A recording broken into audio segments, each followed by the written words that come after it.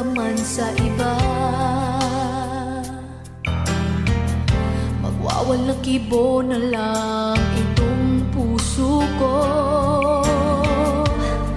Walang sumbat na maririnig